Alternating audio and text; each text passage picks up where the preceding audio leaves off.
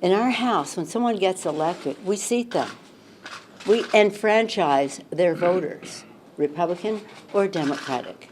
We don't say we have to wait for the paperwork. We hear the will of the people. I would hope that on the Senate side, your leadership would do the same. As Leader McConnell has said that in past elections, I know you'll remind us of that. Who would have thought they could have made the bill even less favorable? It's so amazing to me that last night showed that suburbs that are traditionally Republican are voting Democratic, and they do a tax bill that hurts the suburbs probably worse than any other place. When they say they need to get something done, it's as if you have a sick patient, and instead of curing him, you chop off their right arm and say, we're getting something done. The patient isn't going to like it too much. Backs and dividends not creating jobs, more money. Democrats are very energized about that. But what this is about right now is saving the American people from a disastrous, as the leader said, monstrosity of a bill that's going to hurt our country. And that's where we want to keep this focus. I think they're in a lose-lose situation. If they don't pass the bill, they lose with their paymasters.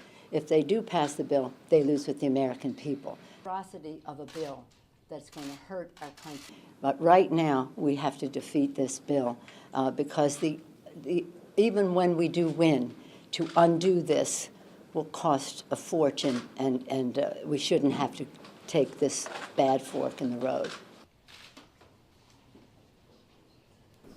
You think that it's a charade that when we're having a conference committee to discuss a tax bill that has already been written, you're suggesting that that's a charade. But that is part of what this whole process has been about. This is a bill that was written behind closed doors without one public hearing, with the involvement of over 5,000 lobbyists representing the rich in corporate America. That's the process that this bill was written. Throws 30 million Americans off of health. But the bills in the House and the Senate are disgraceful. At a time of massive income and wealth inequality, you don't give 62% of the benefits to the top 1%. That is pretty absurd. So I think if the Democrats regain control of the House and the Senate, I think a top item on the agenda would be to undo this damage. We should be able to offer amendments to it. So this is a big wet kiss to the corporate structure of the nation at the cost of middle-class families. We want to drive those differences here and see if there's an opportunity.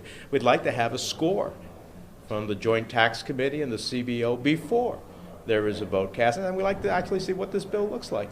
So we'll look forward to that. Thanks, Senator.